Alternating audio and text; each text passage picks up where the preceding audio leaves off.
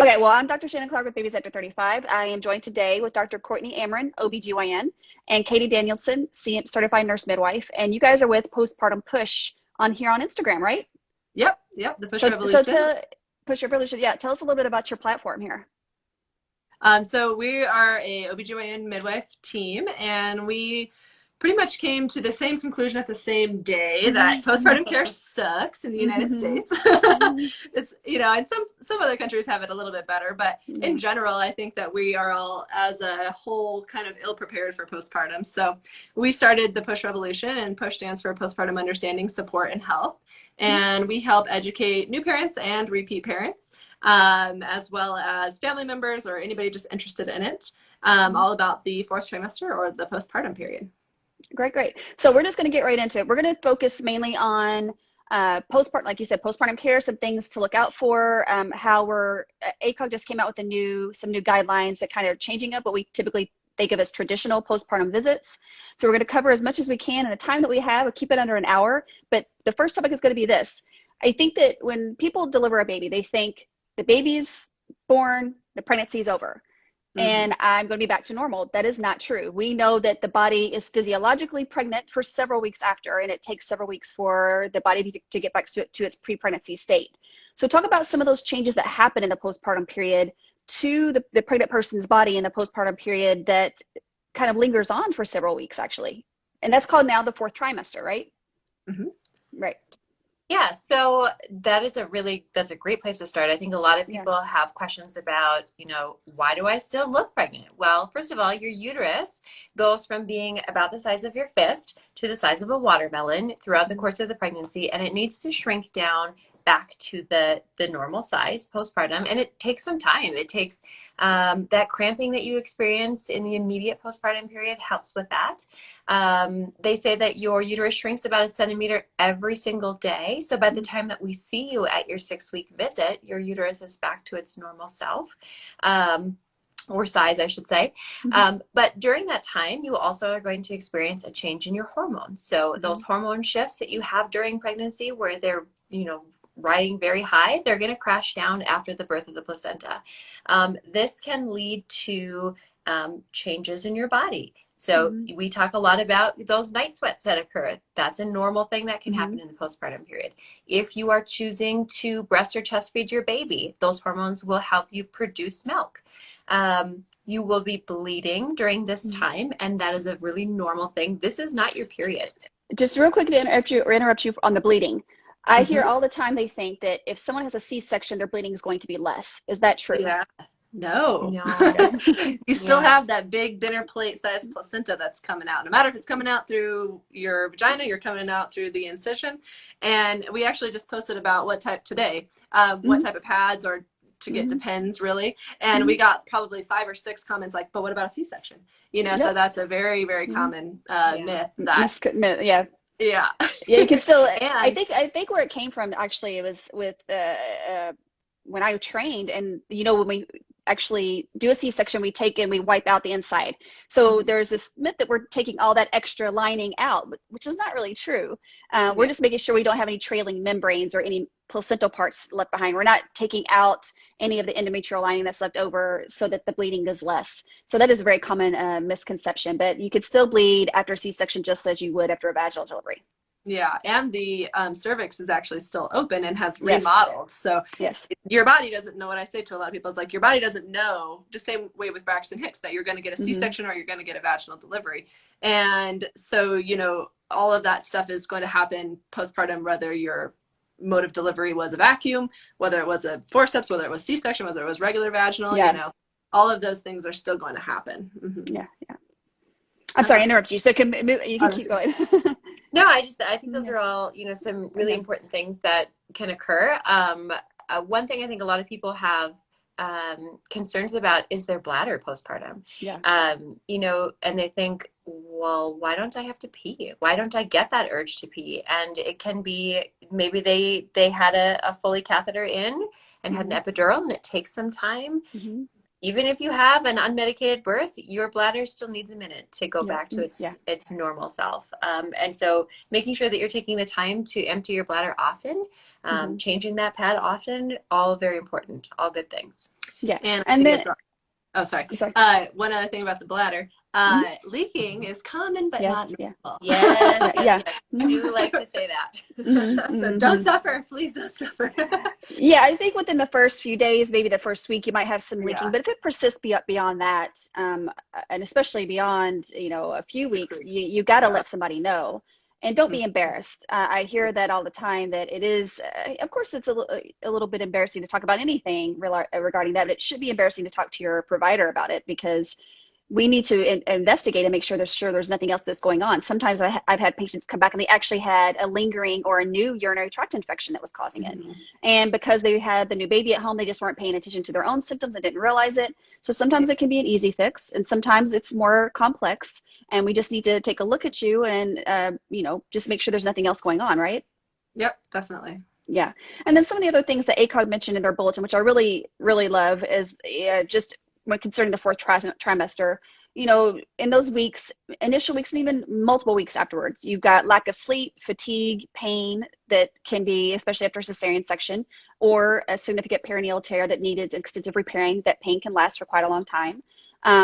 If you had any issues with mental health disorders in the past and maybe were not adequately treated during the pregnancy, you may have more problems with that in the postpartum period. And we do know that people with a history of mental health disorders who were not on medications, either for whatever reason, either they just chose not to or they didn't necessarily need them, they can have postpartum depression to a more significant degree in the postpartum period. So that's something to consider. Lack of sexual desire happens. We already talked about the urinary incontinence.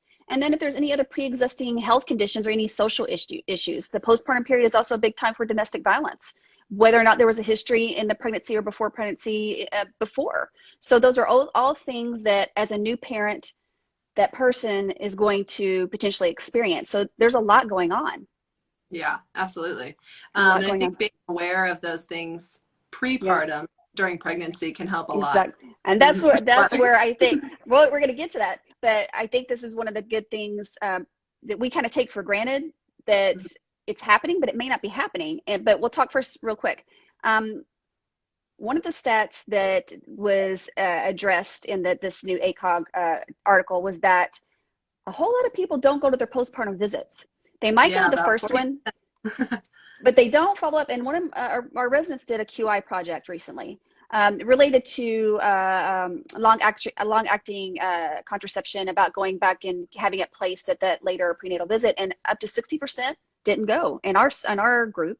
So there's a significant number of people who are not going, especially to that second postpartum visit, which we typically have within the 6 weeks after delivery. What can we do as providers to help increase that attendance rate? Because those visits are needed. So what can we do? I think it's really important to talk about it in the pregnancy and at discharge from the hospital or the birth center, or wherever your birth is being held, because a lot of times I think there's this kind of, it's like, it's in good intentions, but that birth is natural and parenting is natural and everything's natural. And it's just going to work out naturally because it's natural and it's been natural. So it's natural. And like the natural, But like, if a lot of people will have a perfect pregnancy, zero things go wrong, and then they develop severe hypertension, they develop preeclampsia with severe features, they have a hemorrhage, they have extensive tearing, and these things are going to go okay as long as we're keeping an eye on it, but that can go bad quick. And 50% of maternal mortality and morbidity happens before, and 50% happens after birth. And so we always are very vigilant in pregnancy. Everybody's always checking on us, like, are you okay? How's everything going? Are you doing this? Are you feeling this? Are you doing that? And then afterwards, it's like, okay, bye, lady. How's your baby? Well, and just real quick, with the way maternal mortality is in the United States, a lot of the things that were implemented through whether it's state to state or hospital to hospital, focused on the intrapartum and the immediate postpartum period, thinking that was going to put a dent in things, and they found that it didn't. Because of some of the inadequacies in antenatal care or pre-pregnancy care, pregnancy care, and even we needed more attention way beyond that initial postpartum period, those 48 hours traditionally. So making changes intrapartum, meaning during delivery, and those first 48 hours after delivery is great, but that's not going to change what's going on with our maternal mortality in the United States. It is a much longer time period, and it definitely extends much farther into the postpartum period. Would you agree? Oh yeah. Oh yeah. I honestly feel like, you know, a huge barrier is our insurance and the way that the insurance companies really dictate how we as providers can practice. Yes. Mm-hmm. Yeah. And they really, I mean, I worked at a birth center prior to my job that I have now at a hospital, and we did so much postpartum care, and we don't get paid for that, but we did a lot more follow-up and a lot more education, a lot more classes that were required. And so we had our eyes and our hands on these patients. And from a hospital standpoint, you know, they just look at it as, you know, what's a global package? It's not covered. Here's some warning signs. Reach out if you need something. It's in your discharge paperwork, right? Yeah. And who reads those? I mean, I have 4 children of my own. I don't remember reading any discharge instructions. Yeah, so it definitely starts with the postpartum nursing staff, with the lactation consultant, with the physician or the midwife or whoever actually helped deliver that patient. It starts with a phone call to remind them of the postpartum visits. There are things that we need to do because sometimes they do forget. I mean, I could see someone forgetting about that second visit, not so much the first visit, because usually there's something that's going to be done. You need to have your C-section scar checked. You need to look at the perineum because there might have been a tear there, or you know, maybe they had preeclampsia and pregnancy and they want that 1 week blood pressure check. So they don't typically miss that first visit as much, but it's the second one that's really missed. And we can still pick up a lot of things in that second one. So there are things that we can do in the healthcare system, but also as individuals in contact with that person to help remind them and encourage them to go to all of their visits, right? So it's kind of like a team effort, if you will. Yeah, definitely. Yeah, and I always make it a very poignant, you know, discussion with them at discharge if they did have anything with preeclampsia, especially, but preterm delivery, diabetes, et cetera, what the long-term consequences are, because a lot of people think that pregnancy is pregnancy and then life is life, and everything's gonna be better and everything's gonna be fine. But we know that gestational diabetes, regular diabetes, preeclampsia, preterm birth, gestational hypertension, chronic hypertension is all gonna lead potentially to a 50% or more increased risk for those things in life, like cardiovascular disease, heart attacks, regular diabetes, all of those things. And I would say 99.999 people that I tell that to are like, what? Well, it's like preeclampsia. Okay, preeclampsia is a disease of pregnancy. I'm not pregnant anymore. I don't have it. Well, it can lead to chronic hypertension. Diabetes. It's gestational diabetes. I was diagnosed in pregnancy. I'm good. I'm not pregnant anymore. Well, you still have a percentage of people that go on to have diabetes. So you still have to get followed up in the postpartum period. And so it's always important I always ask, do you have a primary care physician? Do you have someone that's taking care of you? If they have pre-existing medical conditions that were either diagnosed, meaning that they were diagnosed with certain things like chronic hypertension and diabetes in pregnancy, that is likely going to continue after they deliver, or they came in with medical conditions, who's going to manage this? Who is going to, you know, do you have an endocrinologist? Do you have a cardiologist if there's some kind of cardiac issue going on? So, you know, the OBGYN or the obstetrical care provider may not be the one for the extended period of time that manages that in between pregnancies. You might need that cardiologist, that endocrinologist, the neurologist if you have a seizure disorder. So we have to make sure they have follow-up. And if they don't have a physician, that we provide that for them. So that's very important, really important in the postpartum period as well. Definitely. Yeah, I think that's something that a lot of people don't know who they seek care with anymore, right? Like they are seeing us for the entire 9 months, maybe even longer if they were trying to get pregnant or, you know, XYZ. And then they develop some complication and they're like, okay, do I call Courtney?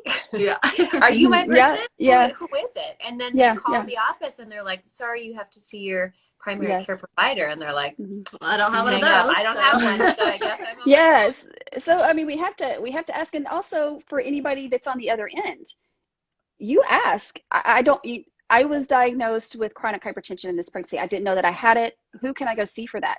I'm now diabetic. Who can I go see for that? You can ask as well, because all of us, you know, we know who we would send people to. We all have connections. We're in a health system. We could set you up with docs to help take care of you. So there's nothing wrong with asking in those discharge papers, hey, can you give me an appointment for someone that can help be my new PCP, my new internal medicine doc, my new family practice doc.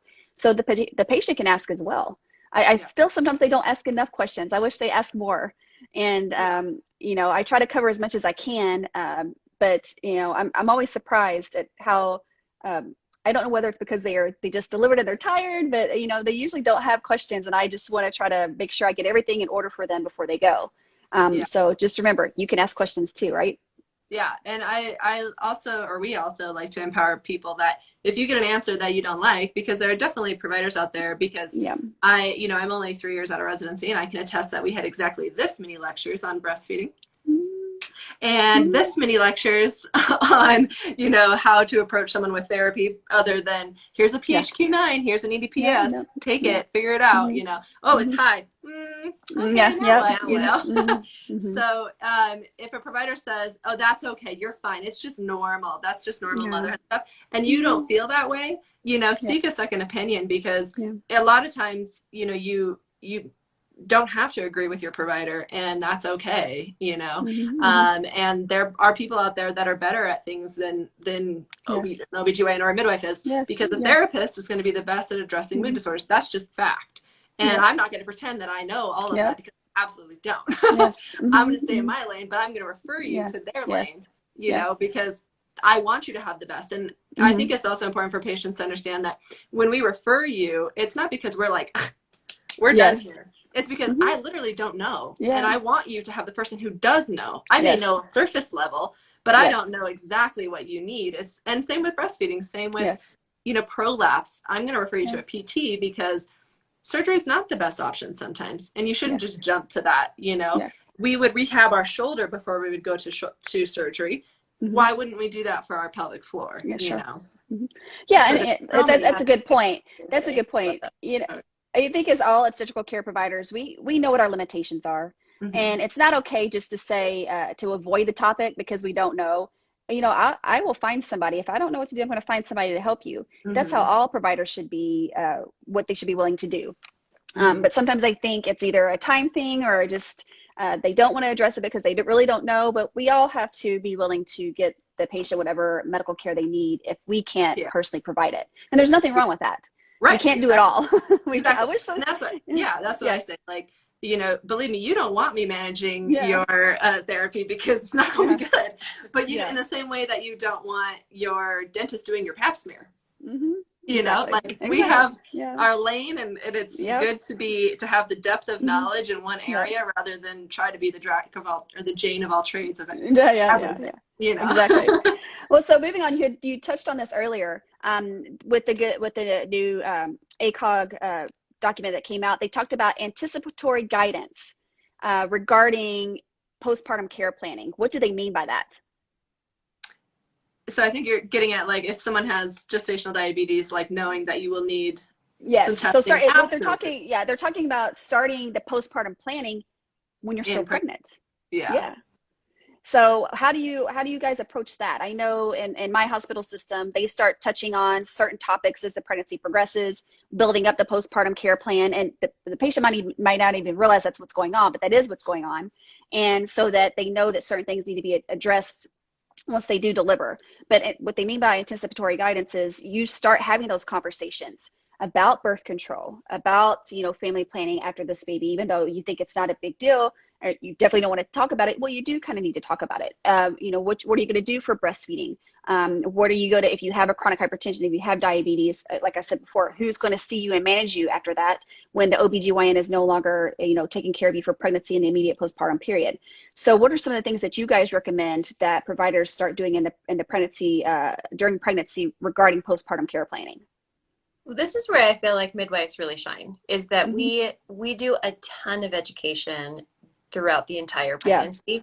And we focus on more than just taking the childbirth class, because I think that's kind of, you know, like people are like, oh, I have to sign up for a class and I got to take this. Well, we do talk about, like, okay, how are we going to prevent unplanned pregnancies? How are we going to try to space your family out so that you are healing well, that you are Yes. prepared, that you can take care of yourself, you can take care of your family.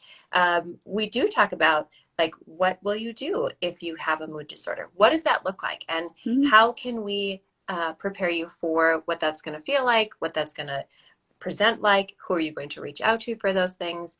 And yeah, I mean, I think that there's way more than just, you know, we talk about this all the time, preparing for your nursery and getting ready. And that, I think a lot of people at the end of the day forget that they're going to have a baby and that they're going to become a parent, and that there's more to it than just that day at the hospital or at the birth center or at your home, if you're doing that at your home. But Yeah, and I think one of the things too that we need to, and I'm a maternal fetal medicine specialist, so this is what I deal with all the time, is people getting pregnant with chronic medical conditions that weren't the best controlled, and we're trying to play catch up when they're pregnant, which is not ideal. I mean, we obviously do the best we can, but we get them to the pregnancy. Those medical conditions are still there, and we have to start talking about that. Not just in the postpartum period, but during pregnancy. What are we going to do after? What's potentially going to happen with your lupus, your high blood pressure, your diabetes, your seizure disorder, anything else that might have developed in pregnancy or before pregnancy that they may not even know they had until they got pregnant. So, all of those conversations start during pregnancy so that we start building up to what's going to happen in the postpartum period. I can't stress enough that getting chronic medical conditions under control before pregnancy is ideal. So we have to do that, especially, and like I said before, I know once you deliver a baby, you're not even thinking about the next one. But if you have certain medical conditions or anything that needs attention in between pregnancies, that's the best time to start addressing it in anticipation for when you do get pregnant again. Would you agree with that?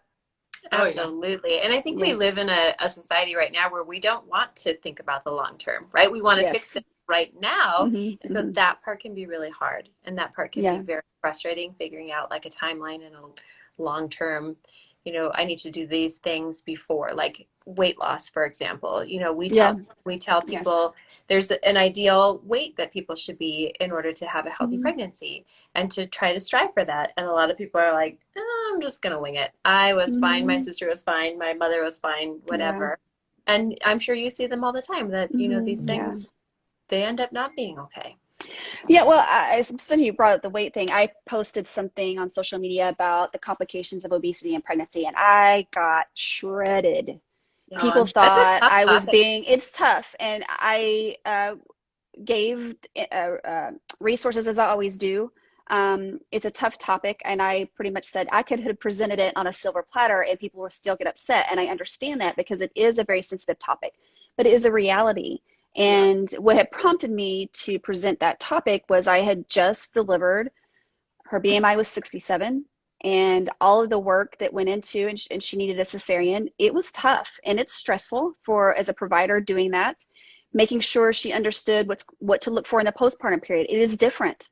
It's different counseling someone that is obese, and especially morbidly obese. So it does make a difference.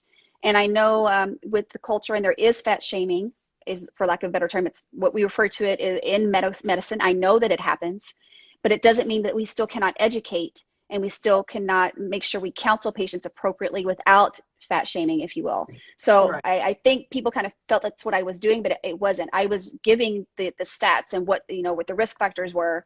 And again, I don't know that there would have been a best way to even present it ever, but it's a really tough topic. And I always tell people, I have gotten in trouble from patients that have complained and said that skinny midwife was fat shaming me. That skinny midwife was saying this. And it's like, well, actually, as your provider, I was talking to you about the risks and the benefits. And I would not be doing my job if I was omitting that, because I was looking at your BMI and being like, I'm embarrassed to say that. Yeah. I mean, and what would be the alternative? Not saying anything?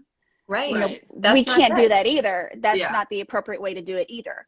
So I understand their sensitivities here regarding that subject, but it cannot be avoided because we're afraid to hurt someone's feelings, especially when it comes to pregnancy. They have to know what they're looking or potentially facing, and understand they're going to get more surveillance. They're going to have potential difficulties, and they have to prepare themselves for that.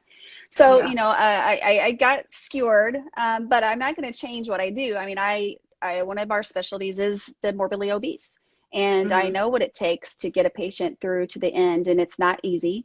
especially when it comes to delivery and postpartum planning. And there's a lot more that goes into things when you are dealing with someone that is of a higher weight. Would you guys agree with that?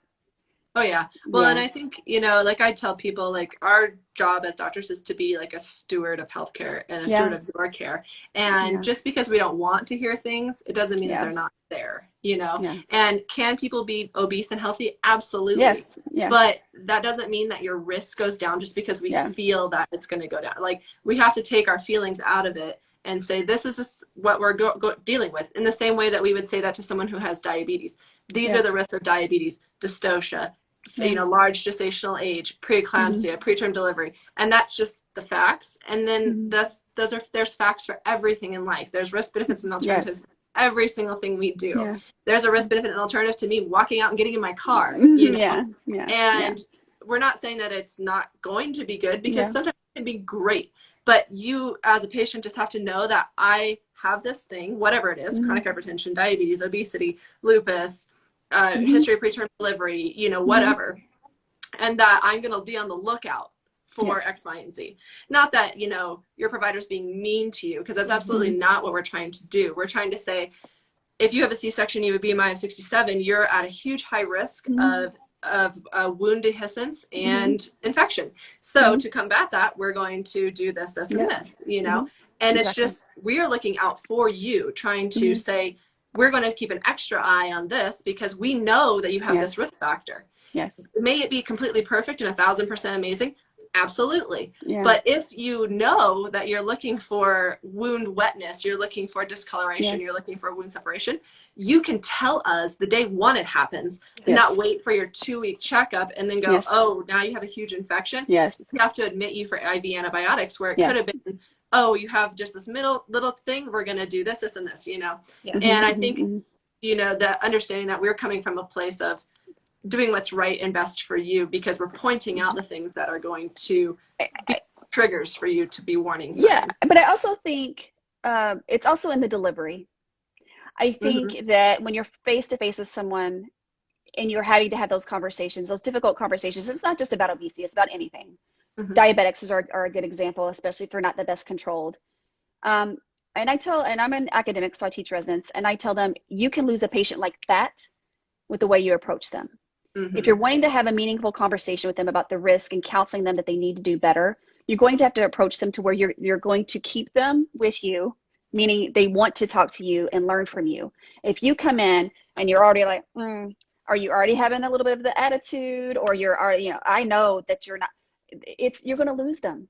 You're going to lose them. They're not going to respect you. They're going to get defensive, and your physician-patient relationship or midwife-patient relationship is going to go out the door. The best way to educate anyone, whether it's in the postpartum period, pregnancy period, you got to sit down, pull up a chair, and start talking about it. Listen, go through, what do you eat for diabetics? What are you tell me what you eat from the morning you get, the minute you get up to the minute you go to bed. Okay, let's talk about that. And then, you know, if we don't get this under control, then this is what could potentially happen. And you'll see that they start engaging, and it's much more receptive. So we as providers have to work on that, so that we can keep them with us in that time. You understand what I'm saying? Does that make sense? And letting them know that we're on the same side. Like we are a team. You know, it isn't against you type deal. It's very important how we deliver it, any information actually during that time. Okay, so the next thing I want to talk about is, I forget which one of you guys touched on this earlier, but we know that substantial morbidity occurs in the postpartum period, early postpartum period, and more than half of pregnancy-related maternal deaths occur after the birth of the infant. We have a problem with this in the United States. It's not a secret anymore. Everybody knows about this. What are some of the ways that we can, as providers, and then also as the patient, help to combat that? What are some things that we can do? I think education. Oh my gosh. I can't, like, Courtney and I think if we're going to die on a soapbox, it's going to be about blood pressure, and really educating people on what are the signs and symptoms of high blood pressure, preeclampsia, and letting them know if at any time you are experiencing these things and you end up in an emergency room, you say, I just had a baby and I had this happen. Because, you know, my husband is he's been an ER nurse, and he'd see so many people that would come in with all of these symptoms, and they would miss the fact that it was related to the pregnancy.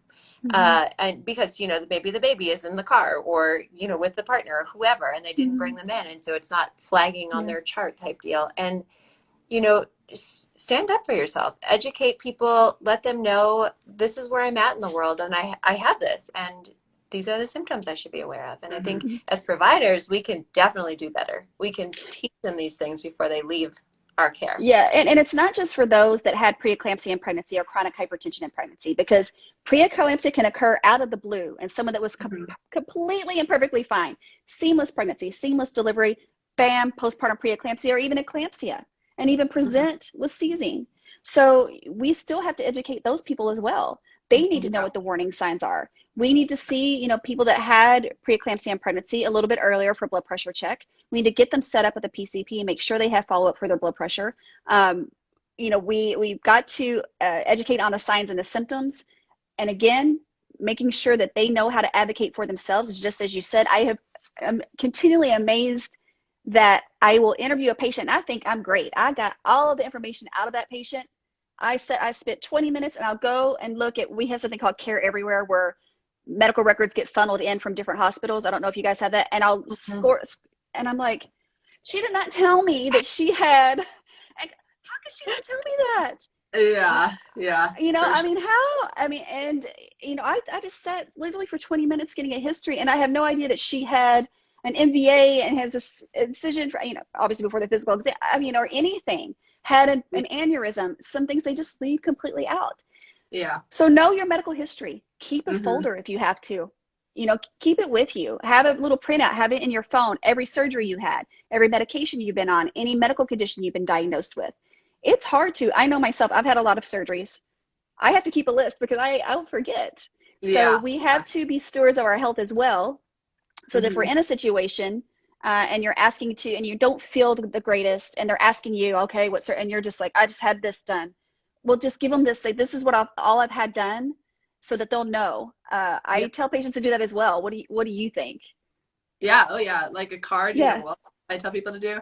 And I think it's important for providers when something happens in a delivery, like, or in a pregnancy or whatever, to tell the patient, like, you must tell this to every obstetric provider you see in the future. You had a shoulder dystocia. You had a massive hemorrhage. Yeah. People forget to tell you that. And then you're like, oh my gosh, this happened again. Oh yeah, last time.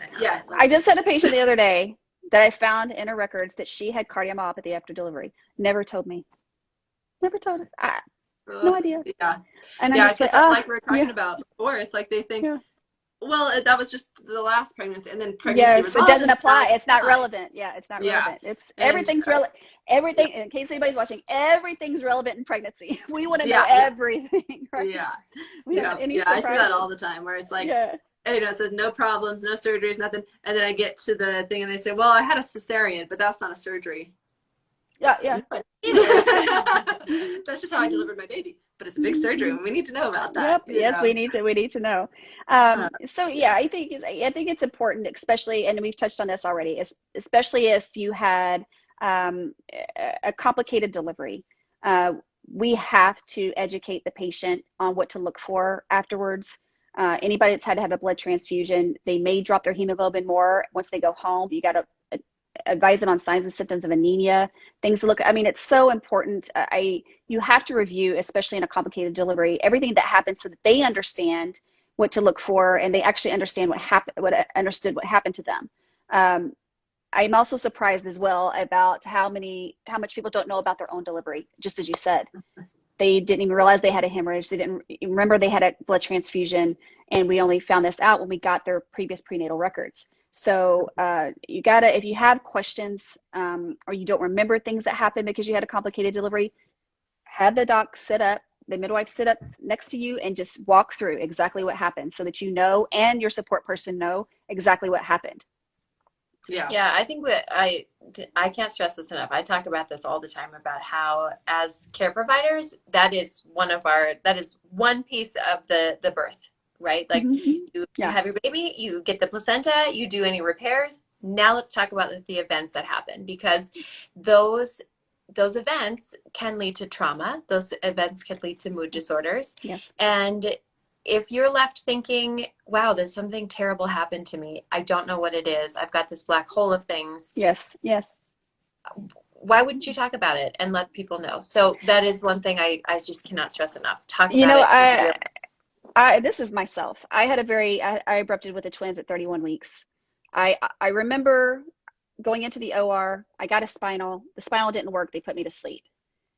I remember waking up, going to the NICU. It wasn't until a few weeks later when I was looking through my husband's phone, and I saw a picture he took. He was holding my hand, and I saw blood going into my IV. I did not remember getting a blood transfusion. Wow. I did not remember. And I Yeah. saw that on the picture, and I was like, did I get a blood transfusion? Oh, No, I'm wow. sure I delivered at the place where I worked. I'm sure that I was told, Right. but I just, for whatever, maybe it was because I was newly post-op, I was thinking about my babies, who knows, but I literally did not know that I didn't know I had a blood transfusion. Yeah. So it's easy to not know. So as providers, once the patient's stable and they're out of that first 48 hours of the complicated delivery, just remind them, go through with them, make sure they have no questions. Especially if it's something that's going to affect them after delivery or in the next pregnancy, they have to know.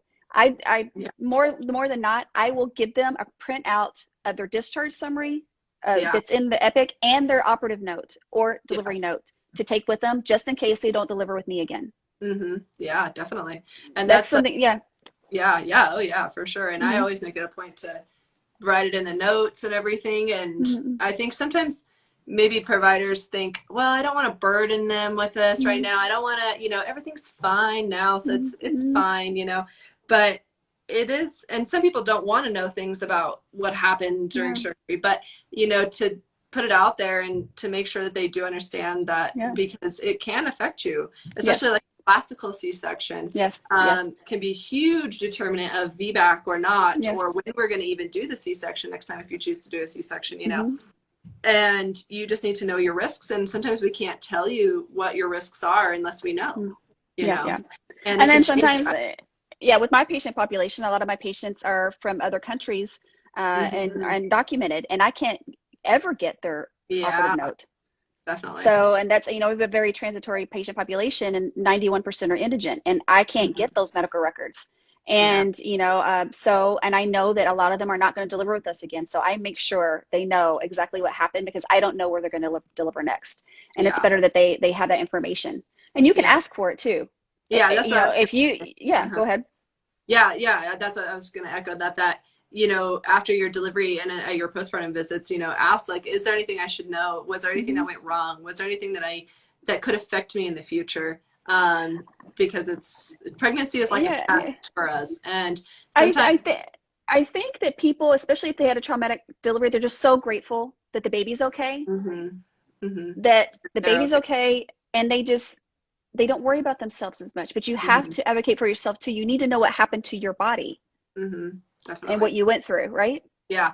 And there's so many things that can be helped, if not prevented, like if you have diabetes, you can get under control and have a completely normal pregnancy. Yes.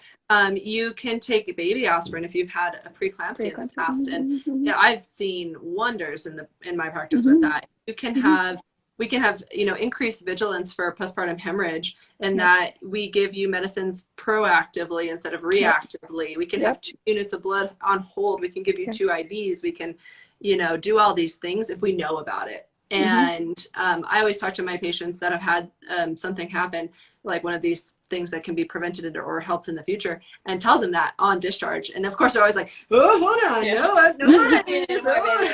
And I'm like, of course, but just know, just put this little nugget in your brain so that maybe when in 3-5 years, whatever, when you maybe have another baby, it's triggers like, oh yeah, they did say something about something. Then we can help, Exactly. Because a lot of the things that happen, unfortunately, fortunately and unfortunately, I guess maybe, could be helped, prevented, improved, if we just knew about it, or if the patient just knew. And access to healthcare is another thing that I think it really hurts the perinatal, I guess, mortality, morbidity, because people that don't have good access to healthcare can't access healthcare. And, if maybe you had a delivery at a tertiary center where you had to go to a very high level NICU for your birth, but you live an hour away. Yep. I can guarantee you're not going to drive an hour when you start having a really bad headache. You're just going to go to the urgent care. Urgent care center. Yep. You're fine. And they're going to send you home and then you're going to have a seizure, you know? And so having your provider set you up, or at least give you information about resources in your exact area, even if that's not the area that you delivered in, can help a lot. And like we're saying, like, be very, like, the first thing you do when you walk to an urgent care is like, I was pregnant X many days ago. Because it makes such a difference on what we're dealing with. It does. And, you know, I can't fault them for most of our patients. We have patients up to 500 miles away from where they funnel down to us for delivery. So that is a very big issue. You know, and they have to know where to go. And there's sometimes I'll keep patients longer than needed because I know they have a 3-hour car ride home, or, you know, and I want a little bit of extra time in the postpartum period just to make sure they're really ready to go. So as providers, we have to think about their social circumstance. And get social. That is a factor.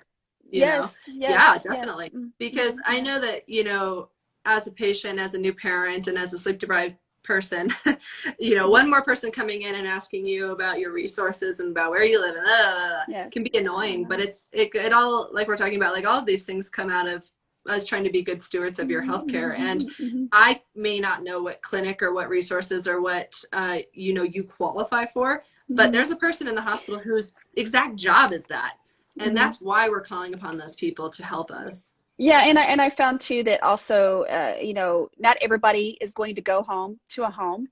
We have patients who are homeless and don't, you know, might have a temporary place for the first few days, and then afterward they don't have anywhere else to go, and they think that if they say something, we're going to call CPS, we're going to get the big. That is not the case. Our goal, especially with social work, is to keep the family together, and that's what their role is, and to help facilitate that. And there's a lot of services available that we could try to use to help get some kind of temporary housing.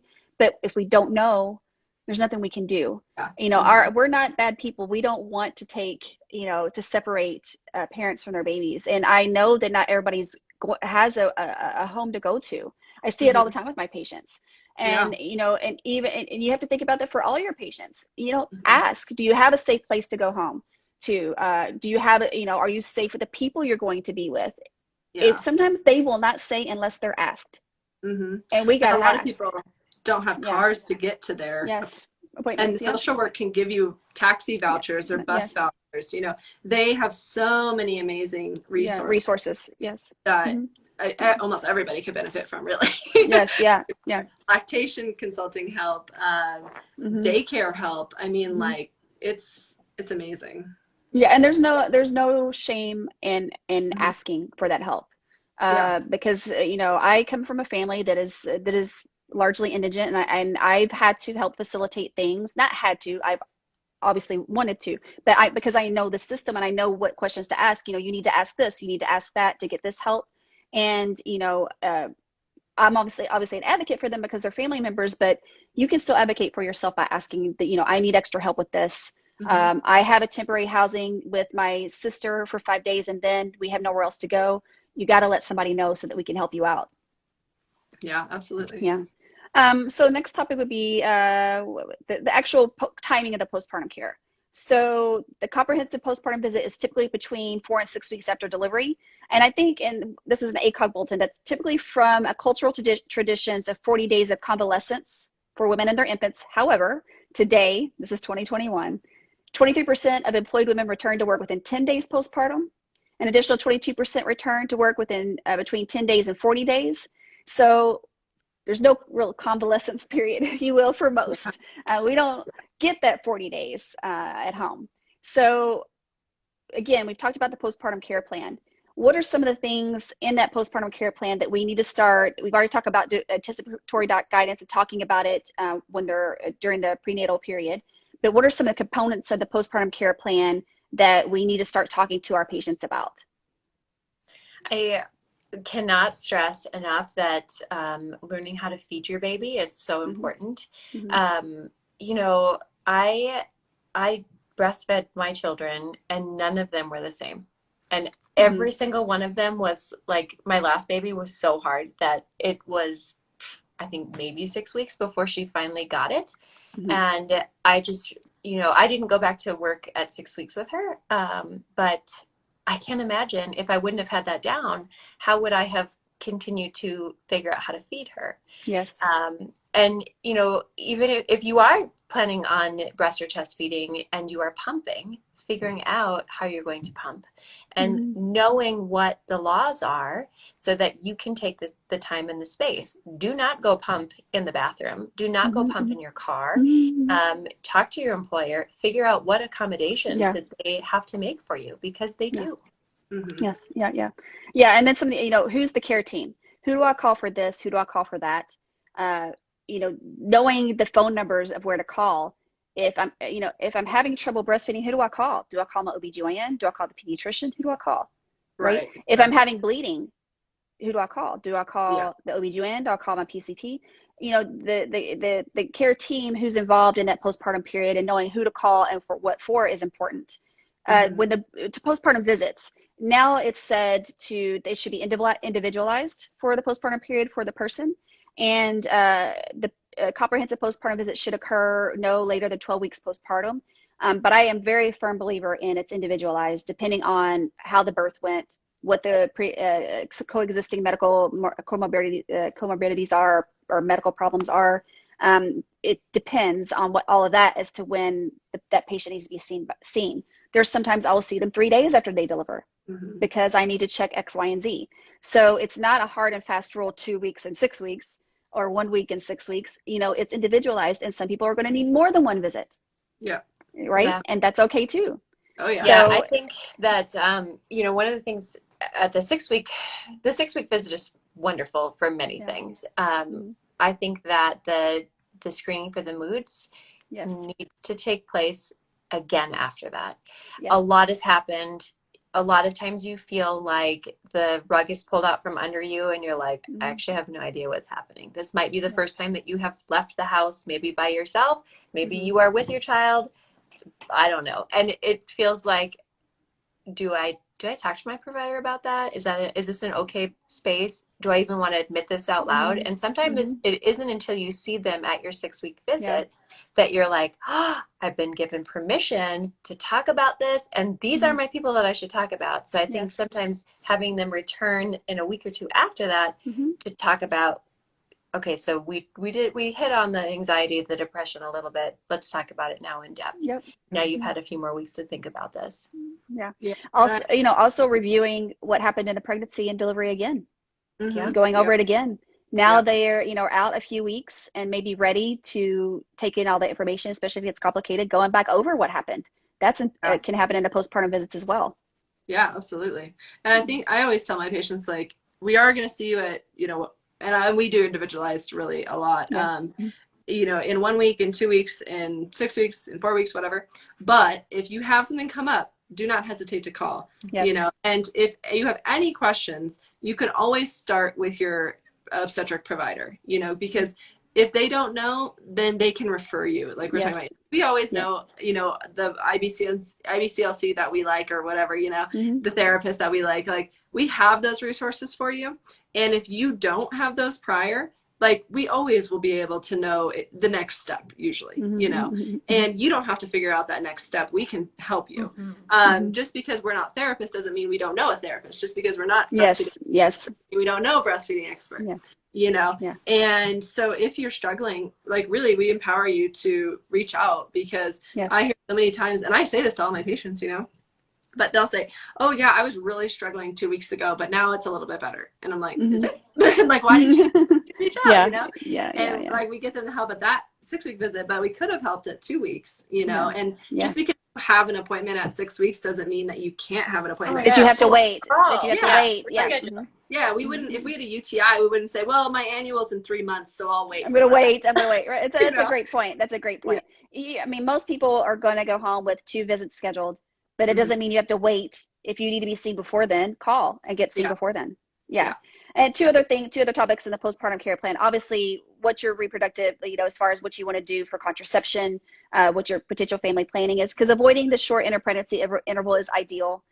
People that have short interpregnancy intervals can have more complications in the subsequent pregnancy. So we need to plan for that. I know people are thinking, I'm not ever having, like you said before, not having any more babies, I'm done, I'm closing up shop. Well, that's not true for most, and we still need to have those conversations. And then the other things, if there was anything else that developed in your pregnancy, like we mentioned before, diabetes, high blood pressure, what's the potential risk further out for you at baseline? Do you have the increased risk of developing hypertension? Are you going to remain diabetic? Are you going to have, maybe sometimes, and this is something with preeclampsia, there could be a cardiomyopathy related to preeclampsia where you have what's called diastolic dysfunction. Is that going to persist? What do I need to do to follow up to make sure that recovered? There are things that happen that you know, 6 weeks is not going to be enough. You need to be followed beyond that for those problems that are related to pregnancy. So talking about that and those postpartum visits is important. So there's so many things, and the postpartum visits are so important. So please keep them. I guess is what we're trying to say. We've been doing this 15 minutes, and what we're really just trying to say is keep your postpartum visits. Really. Right. And be willing to admit that you need more or that you want more. You know, just because your doctor says, well, so you're in 6 weeks, doesn't mean that that's the end all be all, you know, like this, I think our society is finally moving away from paternalistic medicine, you know, I hope so. Slowly but surely.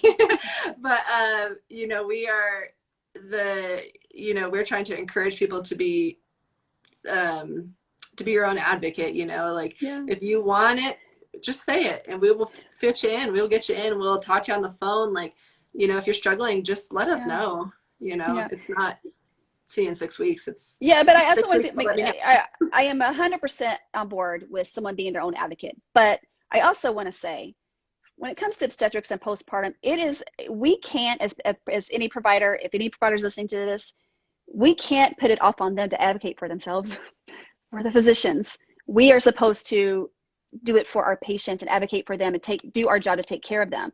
They're new parents, they're tired, they're not going to remember everything. We have to ask questions. We have to read between the lines. We have to, if we have something we feel off, we have to dig a little deeper. We have to do a good physical exam. We have to, you know, just take time, especially in that postpartum period, because it's so easy to overlook things. And we can't just say, well, she didn't say anything, so she must be fine.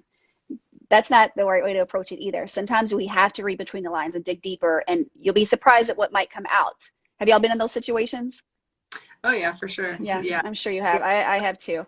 So we have a little bit of time left. I wanted to address actually two other real quick topics. The first one is trauma, and one of you guys also mentioned traumatic birth before. A traumatic birth experience can cause postpartum post-traumatic stress disorder, which affects 3 to 16% of people who have given birth.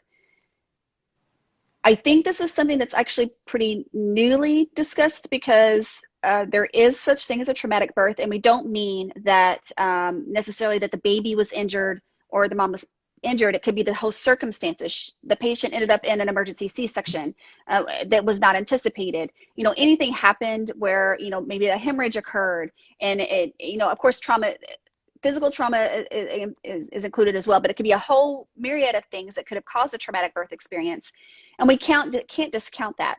So how do we address this in a postpartum period? Should I take this one? Okay, so you know, we can't define somebody's trauma, right? So if somebody has, for example, had been sexually assaulted, and we do a cervical exam, and we don't ask permission before we do it, we just say, okay, it's time to do your cervical exam, that can be perceived as traumatic.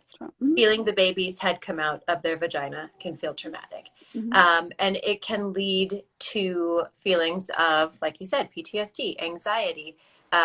They can start to develop some OCD-like tendencies from these things that happened. I think that one of the key things that we can do is to provide that trauma-informed care throughout their pregnancy, throughout the labor, throughout the birth. I hear your puppy and I hear my children in the background here, so must be time to wrap up soon. But, you know, so that means in the moment when we're providing that is we're asking permission.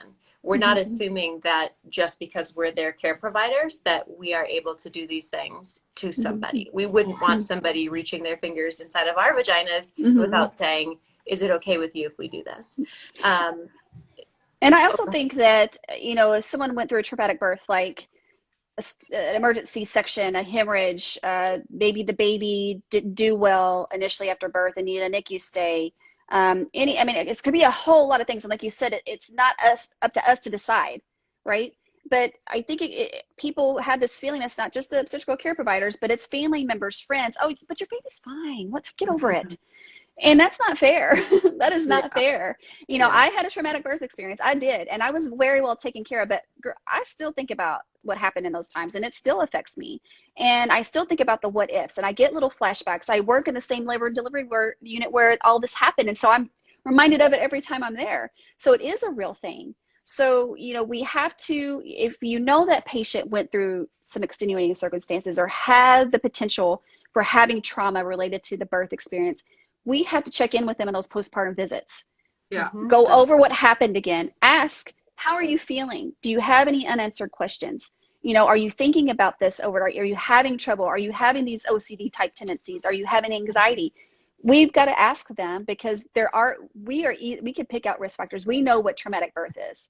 And just because they're not saying anything doesn't mean that they're okay. We have to ask. You know, it's something that we need to do as providers. Yeah, definitely. And then the last thing we'll talk about real quick is, you know, what are the special considerations for those who experienced pregnancy loss, stillbirth, neonatal death? That's also something that we need to address in the postpartum period. What are some of the things that we could do for those individuals? Well, I think, you know, it's super, super important to identify that just because you had a miscarriage doesn't mean you're not postpartum. And then you're still going to be experiencing hormone crashes. You're still going to be experiencing bleeding, all of that stuff.